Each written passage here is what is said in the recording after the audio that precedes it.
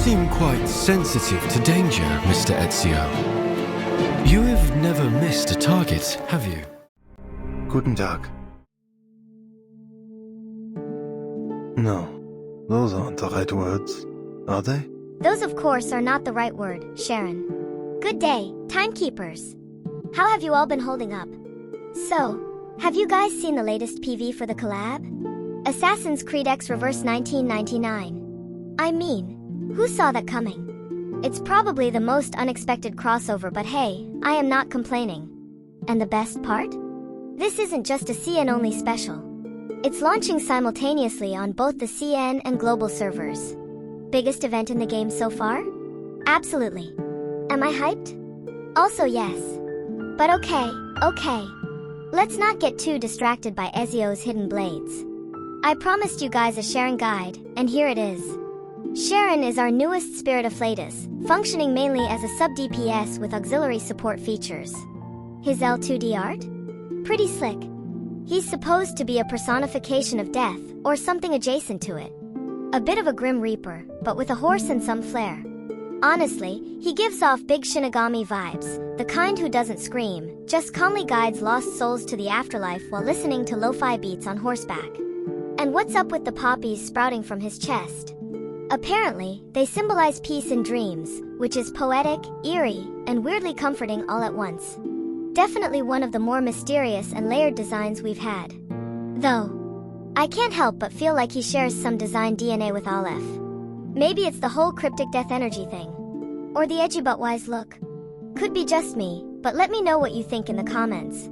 Anyway, enough of the poetic musings. Let's dive into Charon's skills, insights, and whether he's a must-pull or just another skip in the gacha sea. Skill 1. From the Void.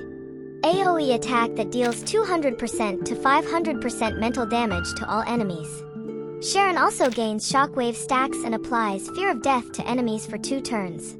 Now here's where it gets juicy. Fear of Death is no joke. If an enemy under this debuff hits your ally, and your ally's HP is below 20%, Charon says, "Nope, not today," and unleashes a Genesis nuke. Not only that, he slaps on a 20% crit defense debuff to the attacker. Got consternation stacks? That debuff scales up to 30% crit defense shred. This is chef's kiss for crit-heavy teams like Electric Dynamo. Basically, he protects your squad and punishes the enemies for trying. Also, every shockwave stack he collects feeds into those consternation stacks. It's like he's building up his inner rage, but make it aesthetic. Skill 2. Advice from the Dead. Charon gives himself 20 to 50 shockwave stacks. Then boosts your entire team's crit rate by 30%. If he already has consternation? Boom, extra crit rate bonus on top. It's your classic press this before ultimate type of skill. Simple, clean, buff daddy energy.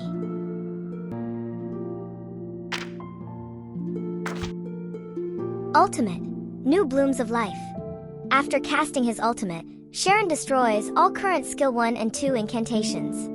He's like, reset everything, I'm taking over. Then he gains shockwave stacks, eats them all, and drops a massive AoE mental attack. Boom! And as if that's not enough, refreshes Fear of Death on enemies. Refreshes your team's crit buffs. Gains 1 Moxie. It's basically an elegant, high-budget funeral with fireworks. He's like, ignore the dead? Cool.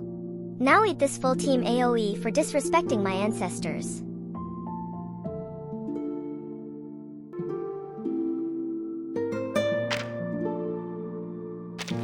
So, what secrets are hiding in Charon's passive kit?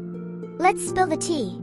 Insight 1. Charon straight up upgrades the Electric Dynamo team's field to level 3, like a technician who decided, you guys need a real power grid. Why is level 3 such a big deal? Plus 35% ultimate damage. Plus 25% skill damage. Plus 15% all damage. Like, hello? That's basically a whole battery farm of free damage buffs. And he even recycles, turning extra Dynamo stacks into shockwaves, which then power up his consternation buff. Saving electricity and slapping enemies? He's basically the eco-friendly auxiliary DPS. Insight 2. Plus 5% extra attack. Not flashy, but hey, every stat gain counts. Insight 3, Dead People, Assemble.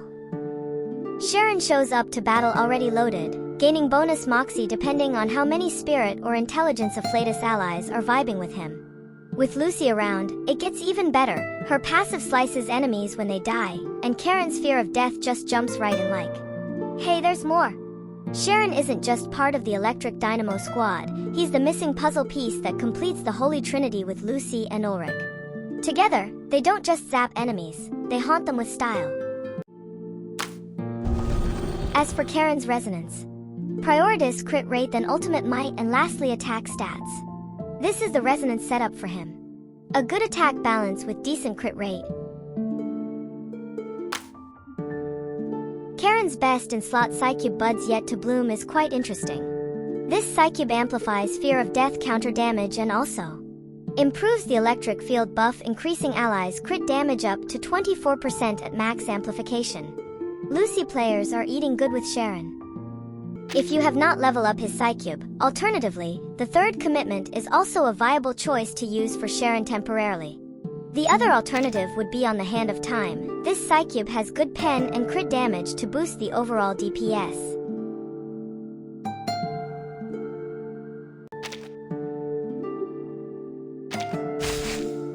Charon at 0 portrays is quite complete. He has good FUA, basically another good sub DPS with low AP. Just use his second skill whenever buff runs out and you are good to go.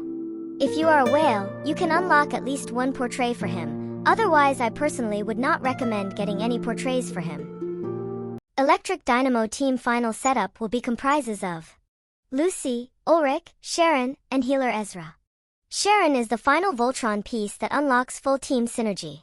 With him, team output surges by plus 50%. Yes, you heard that right.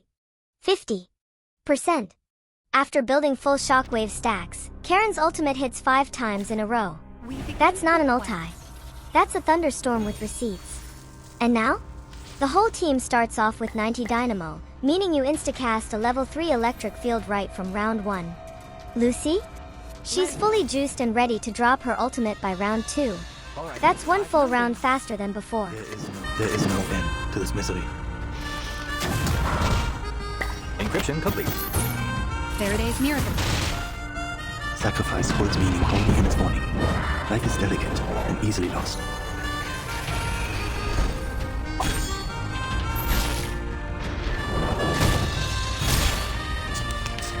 That doesn't sound good.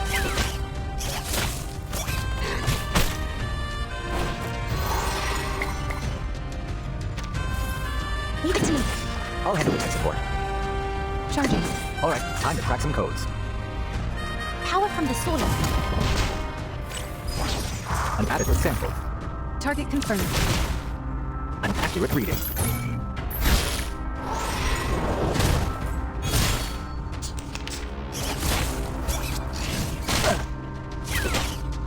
Decryption failed?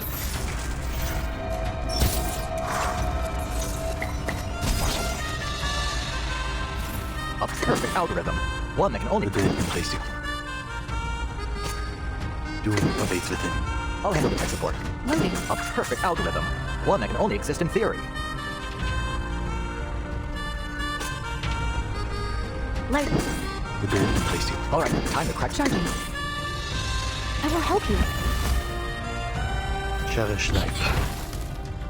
The perfect solution. Aim and shoot.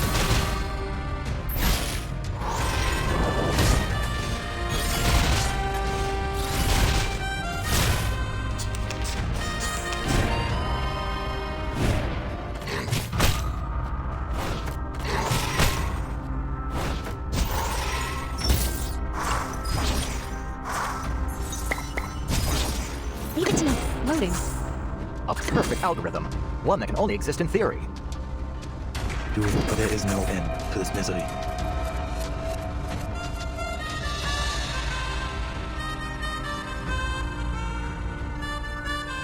Doom awaits within. In a second. Eliminate target. Enumeration is a last resort, but sometimes it can work a miracle. Show mercy. Sacrifice holds meaning only in its morning. Life is delicate and easily lost. In memory of the dead.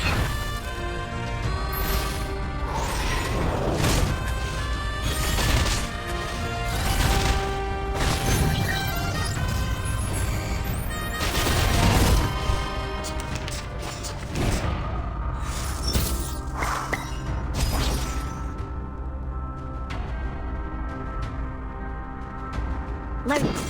Circuits functioning The properly. dead embrace you. Loading. Please cease resistance. I, Robot, Child of Science.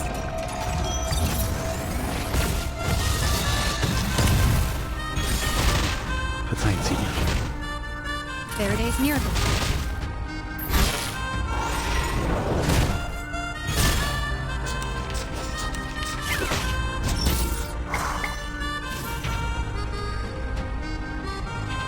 There is no I'm here. All right. Charging. sacrifice holds meaning only in its morning. Life is delicate and easily lost. An amazing discovery.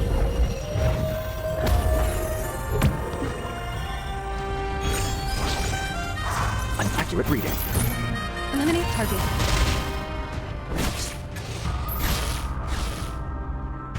The field work went smooth. I look forward to our next cooperation. Okay. Now to answer some questions about Charon. Can non-electric teams use him? It can only provide 20% critical hit rate, has no electric field/penetration benefits, and is not widely used. Can I draw Charon without Ulrich? You can draw it, but it needs to be paired with Lucy. Given his unique mechanics and synergy with the electric Dynamo team, I'd place Charon solidly at tier 0.5. He brings strong buffs, solid sub-DPS value, and most importantly, he solves the level 3 electric field setup in record time. That's huge. But here's the deal, with the Assassin's Creed collab just around the corner. CM players, if your gems are running low, you might want to hold off and grab Charon on his rerun instead. He's great, but timing is everything. In main bulletin raid bosses, Charon can boost your team's damage by 1.5 to 2 times. But hey, if your goal is just to hit SSS, you can still auto that without him. Will you pull for Charon? Or saving up for Ezio and friends? Drop your plans in the comments below. I'd love to hear from you. Next video, we're diving into the Assassin's Creed collab characters, so hit that like, maybe subscribe. And I'll see you next time, Timekeepers.